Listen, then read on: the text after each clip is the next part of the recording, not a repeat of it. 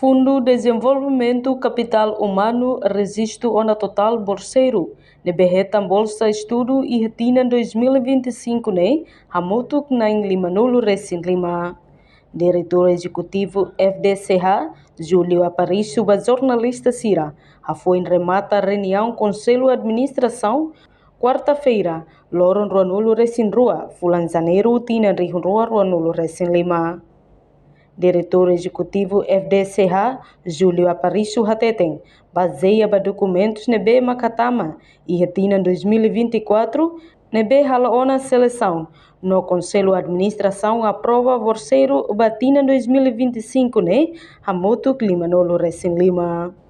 Bolseiro FDCH, Hamoto Limanolo Recém Lima né? Se bahasa estudo e haraliur, Hanesan, e Malásia, Portugal, Filipina, Singapura, Indonésia, Tailândia, Austrália no Seloktan. Sirana Hirane, Sehasa Estudo e a área saúde, engenharia, agricultura, hospitalidade, turismo, direito no Seloktan. No total orçamento nebe FDCH coloca ba programa ne, hamutuk rihung atau situ, $50 americano. Tinang idane ita sehari tambah tinang idane ko base ba seleção documentos ne besir hatam 2024 antau ne conselho admissão aprova tiana ne katak tinang idane ami aprova tiana base ba orçamento ba 2025 aprova tiana ami prepara det ba 55 pessoas de antau ne conselho admissão aprova tiana sira nebe batini dene ia plan. Neba universidade pública ou privada? Privado, mas maioria ne ia Portugal, Malaysia, Filipinas, Singapura, Indonesia, Tailândia, balu ia Australia, balu ia New Zealand, ne defende ba a proposta ne dosir hatama.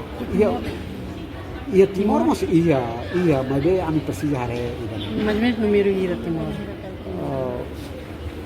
Ia Timor ida nebe existente ne res militar, mas ida nebe fone kala 16 pessoas kan. E batina ida ne 16. Sim, batina ida ne. Ia tiang 55 Rusi nação rototo. Sim. Reportagem Sabina Sansa, Televisão Timor Post. Janela informação ba Emogoto. Atua tem informação atual dia Clio. Kita haluha, haneham botão subscribe, like, halo comentário no Fahia Tutang ba media sosial hotu.